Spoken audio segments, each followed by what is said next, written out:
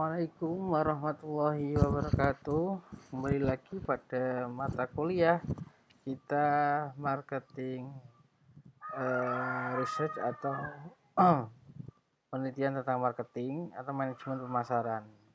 Nah, setelah mengalami UTS, semoga liburannya cukup dan kita bisa melanjutkan materi perkuliahan kita.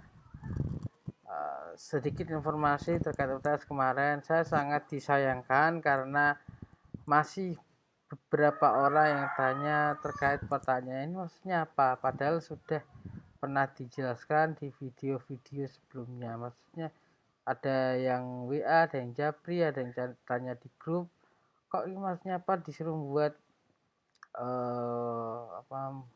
research model dan lain sebagainya, padahal sudah dijelaskan apa itu research model, sudah dijelaskan bagaimana cara membuatnya, bentuknya bagaimana, itu sudah ada di PowerPoint, di video YouTube. Tapi sayangnya masih aja yang tanya, Pak ini maksudnya apa, dan masih yang belum paham. Ya, semoga untuk kalian yang masih seperti itu bisa ditonton lagi. Dan biasanya yang seperti itu dia tidak menonton video secara keseluruhan, jadi percuma kalau diingatkan di sini juga. Tapi setidaknya saya mengingatkan kembali, berharap bahwasanya mereka yang jarang nonton video, yang jarang belajar, hanya belajar ketika PPT, bisa melihatnya lagi. Oke, baik, kita mulai sekarang. Adalah kemarin kita sudah belajar terkait pengumpulan datanya. Terus saat ini kita akan belajar terkait dengan finding gap in marketing research. Apa itu gap? Biasanya kalau kalian melakukan penelitian, membuat skripsi, membuat jurnal, apapun itu, maka pertanyaan terbesar adalah apa research gapnya gitu. Apa gapnya kok kamu melakukan penelitian itu? Harus ada yang namanya gap. Gap itu adalah salah satu alasan karena kalian melakukan penelitian. Nah, biasanya dalam penelitian itu pendahuluan, isi pendahuluan, kalau di jurnal itu namanya introduction atau pendahuluan, kalau di skripsi masuknya ke latar belakang. Nah, kalau di dalam pendahuluan atau intro atau latar belakang itu biasanya isinya adalah yang pertama, penjelasan fenomena atau fakta yang terjadi yang berkaitan dengan penelitian. Kalian penelitian tentang apa, ya kalian menjelaskan faktanya. Kalian penelitian tentang dampak COVID bagi para UMKM atau industri makanan atau toko-toko kecil, itu gimana, kan bukan faktanya, fenomenanya apa gitu. Nah, lalu kemudian kalian akan menjelaskan fakta literatur, teori-teori, faktor-faktor, aspek-aspek. Kalau penelitiannya kuantitatif, mungkin ada variabel-variabel yang digunakan. Nah, setelah itu kalian bisa menjelaskan gap penelitian atau pembeda dari penelitian yang terjadi tersebut gitu. Kenapa kok kalian melakukan penelitian itu harus ada gapnya. Jadi ada fenomena fakta, ada menjelaskan literatur, terus ada gap penelitiannya. Nah, apa sih sebenarnya gap itu? Nanti kita akan belajar. Selanjutnya, kalau ini yang bimbingan saya juga skripsi, itu harus ada tujuan penelitian dan penjelasannya. Kalian tujuannya apa sih? Jangan sampai gap penelitiannya apa, tapi kalian tujuannya berbeda. Misalnya masalahnya adalah kenapa orang-orang muslim masih banyak yang minum minuman keras. Kemudian tujuan penelitian kalian malah, kenapa kok tujuan penelitian kalian malah untuk mengetahui alasan orang muslim makan daging babi, misalnya, itu kan salah.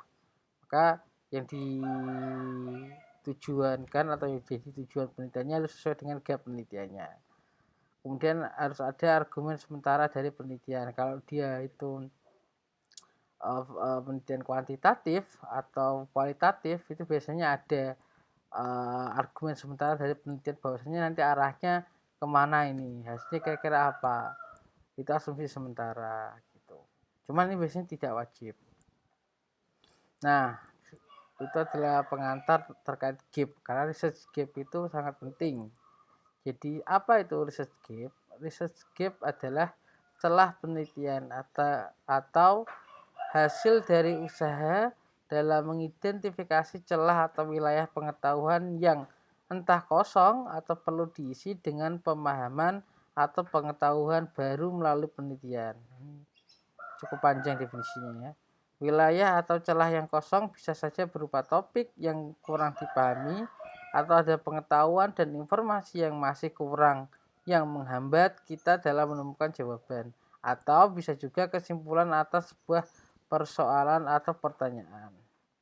Intinya adalah research gap adalah pertanyaan atau masalah yang belum terjawab oleh studi atau penelitian yang ada di bidang Anda. Terkadang celah penelitian muncul ketika ada konsep atau ide baru yang belum dipelajari sama sekali. Jadi singkat katanya adalah kalau kalian agak kesulitan memahami definisi yang saya sebutkan tadi, research gap itu adalah masalah penelitian Anda atau latar belakang Anda melakukan penelitian itu apa. Ada kalau tidak ada masalah, nggak ada kesenjangan, ngapain kalian teliti gitu. Misalnya tadi saya bilang kalau kita kaitkan dengan ekonomi Islam, kenapa orang Muslim yang dia itu sudah beragama Islam kok masih melakukan praktek riba atau pinjam-pinjam online dengan ada bunga di situ, ikut pinjol, ikut bank konvensional dan lain sebagainya. Itu alasannya apa gitu. Padahal dia kan Muslim gitu. Itu bisa jadi gap penelitian karena antara bisa melihat antara teori dan realita kok beda gitu. Itu adalah salah satu research gap. Dan itu juga harus dikaitkan dengan penelitian terdahulu juga. Ini sudah pernah diteliti atau belum? Kalau udah pernah diteliti, kenapa kalian melakukan penelitian lagi gitu? Itu harus ada alasannya. Oh, Pak, berarti kalau misalnya yang sudah pernah diteliti nggak boleh diteliti lagi? Ya boleh, bisa saja. Kalian harus menemukan alasannya, menemukan research gap-nya. Kenapa kok diteliti? Contoh, oh kalau yang misalnya alasan Muslim masih menggunakan bank konvensional. Udah ada penelitian sebelumnya, tapi pendekatannya masih kualitatif dan respondennya cuma 4 orang. Itu tidak bisa menjadi acuan. Akhirnya kita menggunakan kuantitatif, menggunakan metode yang lain gitu. Misalnya menggunakan metode SEM. Atau bisa juga ketika penelitian itu sudah kuantitatif tapi metodenya salah atau respondennya sedikit, mayoritasnya mahasiswa. Nah, itu bisa diperbaiki. Oleh sebab itu research gap itu ada berbagai macam-macamnya yang nanti akan dijelaskan di slide-slide selanjutnya.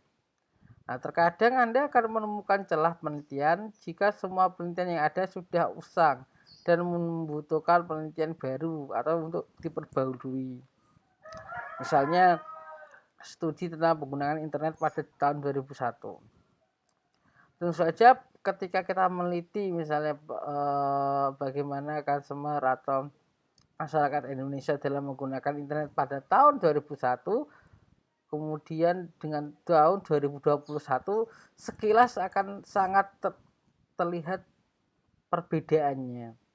Ketika tahun 2001 tidak banyak orang bisa menggunakan laptop, tidak banyak orang yang bisa menggunakan HP, maka internet tidak terlalu populer. Beda sama sekarang gitu, penggunaannya, aplikasinya. Kalau sekarang semua orang udah bisa internet, udah bisa browsing. Nah, itulah yang membedakan karena rentang tahun juga penting. Meskipun topiknya sama, tapi kalau tahunnya berbeda, sudah terlalu usang, maka perlu ada pembaruan. Kemudian atau mungkin populasi tertentu belum dipelajari dengan baik.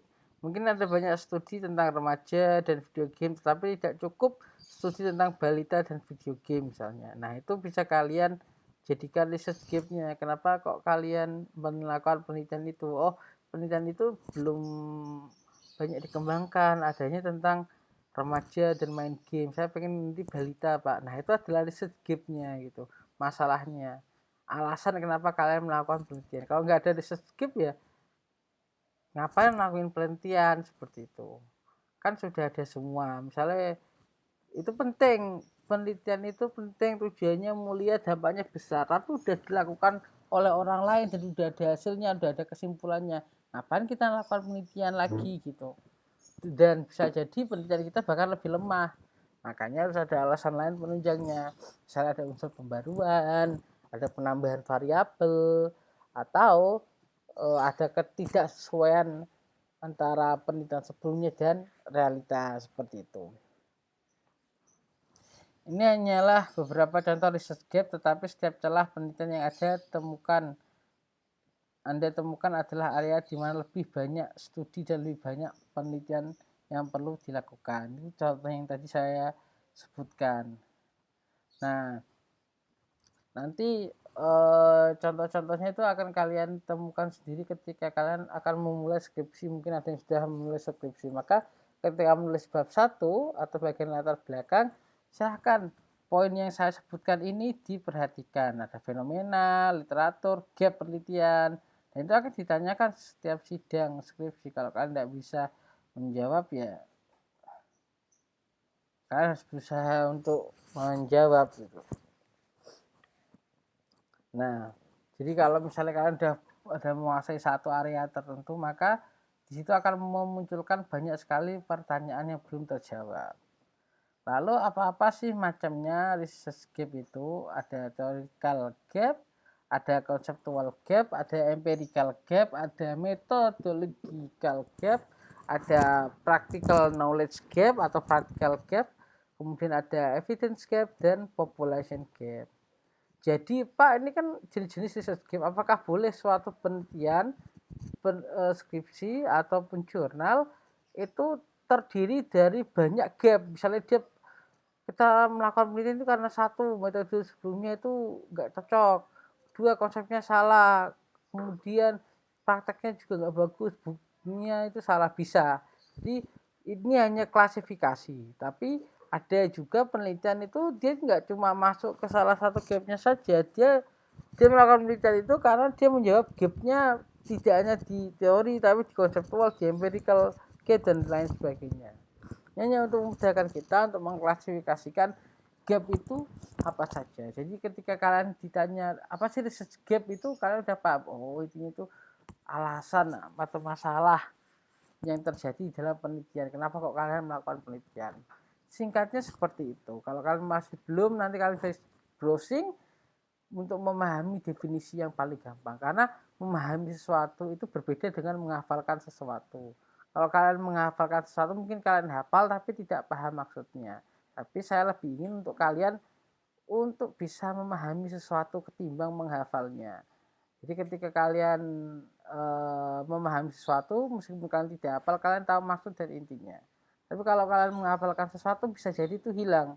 Karena kalau hafalan, kalau tidak diulang berulang-ulang kali, seperti di waktu sholat itu, maka hafalannya juga akan hilang.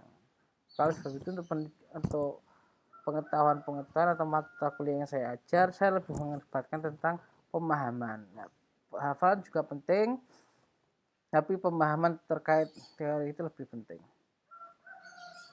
Nah, ini adalah theoretical gap. Apa itu theoretical gap?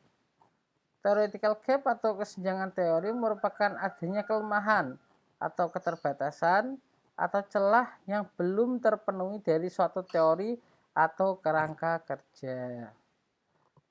Pendapat lainnya, theoretical gap ada kaitannya dengan kesenjangan teori dalam riset terdahulu. Dengan kata lain, terdapat teori yang terkait dan relevan dengan riset yang dilakukan sekarang, tetapi itu belum digunakan pada penelitian sebelumnya. Teori tersebut sangat relevan dengan topik yang sedang diteliti sekarang. Bisa juga teori yang digunakan saat ini dinilai lebih baik dari teori yang digunakan sebelumnya untuk topik penelitian yang sama.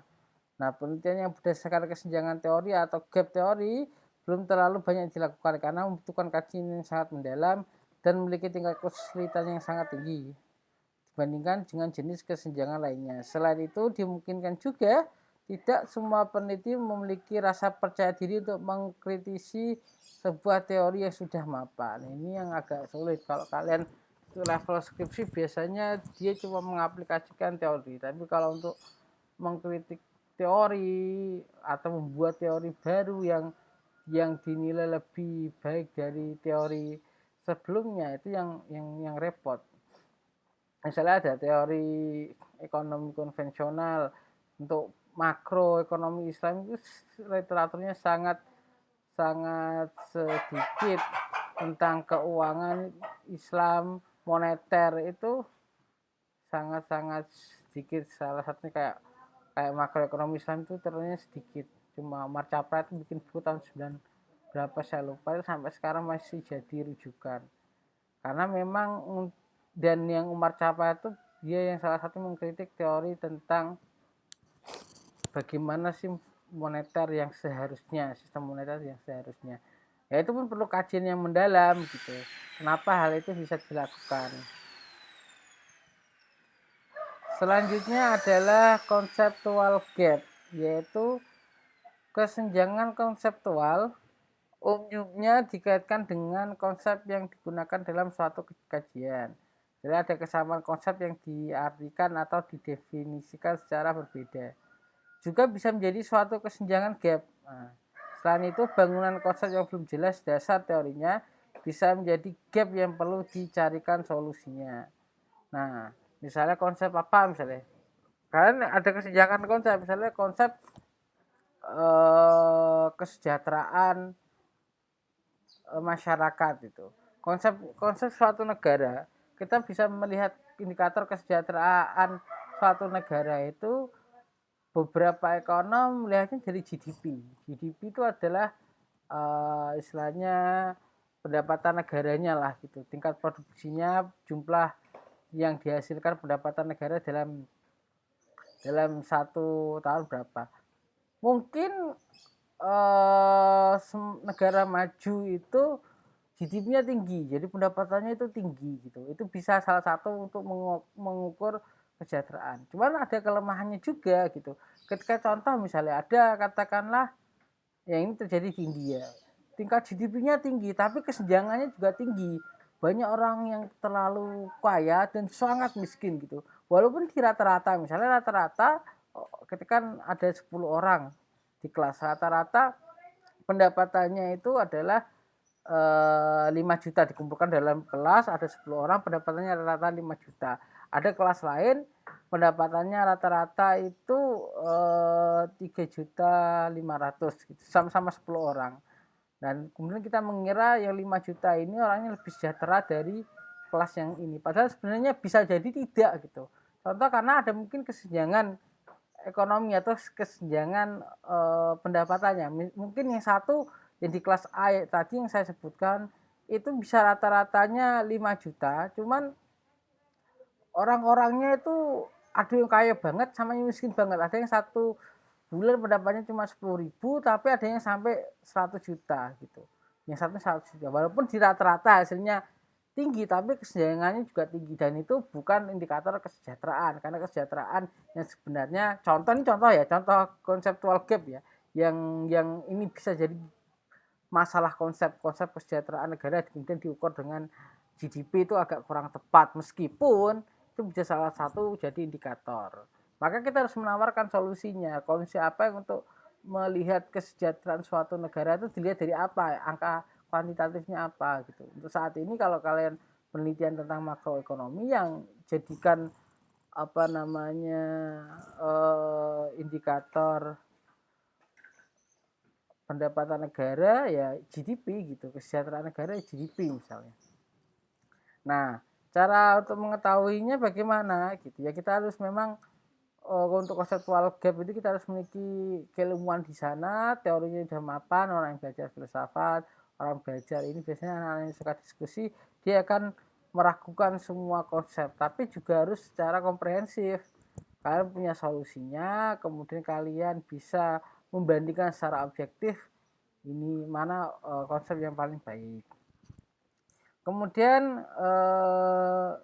bagaimana cara mengatasi adanya kesenjangan konseptual ini? Ada beberapa cara yang dilakukan oleh peneliti. Yang pertama itu mengetahui tujuan konsep tersebut. Misalnya ada konsep yang tadi GDP itu kan mengukur pendapatan negara itu kan. Kemudian tujuannya itu kan untuk mengukur, jadi indikatornya kan pertumbuhan ekonomi. GDP itu mengukur pertumbuhan ekonomi ya. indikatornya yang dia ingin mengukur pertumbuhan ekonomi ya dari GDP-nya. Kalau GDP-nya naik ya berarti Indonesianya negaranya sejahtera gitu. Jadi makanya pemerintah itu dia akan tiap tahun akan hutang terus pada asing, nggak akan peduli karena indikatornya itu pertumbuhan negara. Nah di Islam ada konsep lagi beda, dia bukan apa namanya loss budgeting, tapi dia itu balance budgeting. Jadi kalau ada uangnya berapa itu yang dihabiskan. Indikatornya bukan pertumbuhan ekonomi, tapi ada uang berapa itu yang digunakan gitu. Kalau beda sama yang targetnya tadi, kalau targetnya pertumbuhan ekonomi, kita targetnya pertumbuhan ekonomi 10%.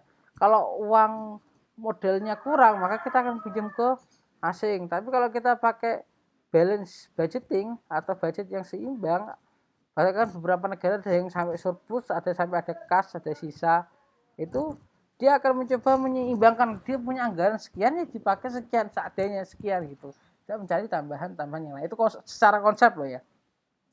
Kemudian apabila terdapat keraguan atau tidak kejelasan konsep, maka boleh menggunakan konsep dari bidang lain yang relevan atau memiliki kedekatan dengan konsep yang dikaji. Misalnya konsep perilaku konsumen itu relevan dengan kajian psikologi. Makanya penelitian ekonomi atau manajemen itu agak mepet sama psikologi, khususnya untuk berkaitan dengan responden. Maka metodenya juga yang dipakai juga mirip-mirip itu. Kemudian peneliti harus berani memberikan justifikasi jika masih terdapat keraguan. Maka harus bisa memberikan definisi baru yang lebih jelas. Bila perlu, bangun konsep baru jika belum tersedia. Berdasarkan teori yang terkait, bangunan konsep baru yang disebut novelty atau kebaruan penelitian. Nah, novelty ini penting. Jadi untuk kita kalau ada yang bisa membuat konsep baru untuk menandingi konsep yang lama atau konsep konvensional, nah itu tugasnya para peneliti, tugasnya kalian yang ingin berkecimpung dalam dunia akademik. Nah, kemudian ada empirical gap. Itu berkaitan dengan temuan riset terdahulu yang memerlukan verifikasi ulang atau evaluasi secara empiris. Hal ini berarti belum ada riset sebelumnya yang melakukan verifikasi atau evaluasi atau kajian empiris terhadap topik yang sedang diteliti. Empirical gap juga berkaitan dengan adanya perbedaan hasil penelitian yang tidak konsisten atau tidak didukung. Keinkonsistensi hasil penelitian tersebut menjadi celah untuk dilakukan penelitian selanjutnya dengan mengajukan solusi berupa variabel mediasi, moderasi, atau aksen dan lain sebagainya. Nah, jadi kadang kalau kita melakukan penelitian ini kok misalnya kalau kalian penelitian kuantitatif, variabel ini kok berpengaruh ke ini, tapi di penelitian lain kok enggak gitu. Kok enggak konsisten terus? Sebenarnya apa masalahnya? Gitu. Kalau dikonsisten terus mungkin perlu verifikasi apakah itu benar. Tapi kalau udah dilakukan verifikasi orang lain nggak perlu kita teliti lagi. Misalnya kalau penelitian yang sering inkonsistensi itu penelitian tentang survei itu. Kok enggak konsisten, ada yang berpengaruh, ada yang tidak berpengaruh variabel ini. Itu masalahnya apa? Apakah respondennya, apakah metodologinya? Mungkin itu bisa dicari. Nah, tadi sudah saya singgung sedikit terkait methodological gap. Nah, methodological gap ini bisa terjadi disebabkan oleh penggunaan berbagai metode atau menggunakan gabungan beberapa metode untuk mengkaji suatu topik pada penelitian yang sedang dilakukan sekarang. Sedangkan penelitian terdahulu hanya menggunakan satu metode saja. Nah, penggunaan metode yang berbeda tersebut disebabkan oleh adanya indikasi bahwa metode yang digunakan sebelumnya dianggap kurang tepat dengan topik yang diteliti saat ini. Maka digunakan metode yang baru untuk menjawab masalah penelitian yang sama. Dengan kata lain, menggunakan satu metode atau gabungan beberapa metode, misalnya mix method gitu, yang berbeda atau baru untuk memecahkan masalah penelitian yang sama. Selain itu, ada strategi lain yang bisa digunakan untuk mengisi methodological gap, yaitu membangun instrumen baru. Gunakan instrumen yang berbeda dengan menggunakan konsep yang sama dan gunakan sampel yang berbeda. Itulah beberapa cara untuk mengatasi methodological gap.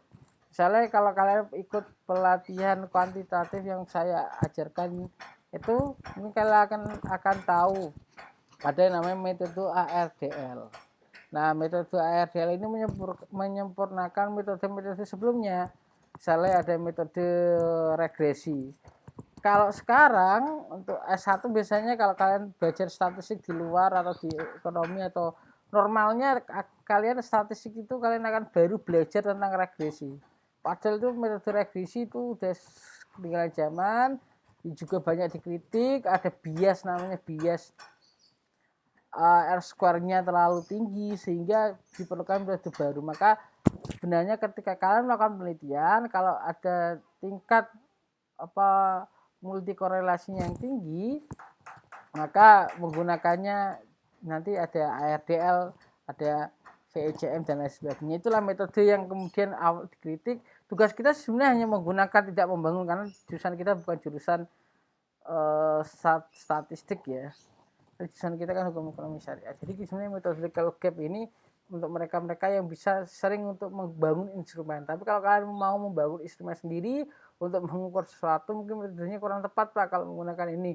Silakan menggunakan, kalian menawarkan metode lagi yang lain.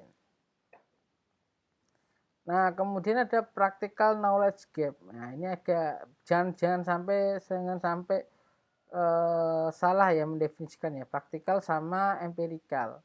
Kalau practical knowledge gap itu adalah terkait dengan interferensi atau pengaruh lingkungan yang menyebabkan sulit untuk diaplikasikan, seperti pengaruh faktor budaya, agama, budaya, organisasi, kepemimpinan, dan personality. Keadaan di mana penerapan dan pengalaman oleh para ahli tidak sesuai dengan teori-teori yang ada. Misalnya contoh. Jadi ilmu yang dipelajari dan yang akan diaplikasikan itu tidak sesuai. Contoh misalnya para ekonom, para muslim sepakat bahwasanya riba itu adalah haram, tapi masih menggunakan bank konvensional untuk pinjam uang, kadang pinjol online. Itu kan mereka adalah seorang ahli, seorang expert di bidangnya tentang ekonomi Islam, tapi kok masih menggunakan riba, dan bunganya kemudian ada terjadi permasalahan practical knowledge gap. Knowledge-nya itu pengetahuan secara teori itu nggak boleh, tapi kok masih dilakukan. Nah, ini bisa jadi bahan penelitian ini, practical knowledge gap-nya.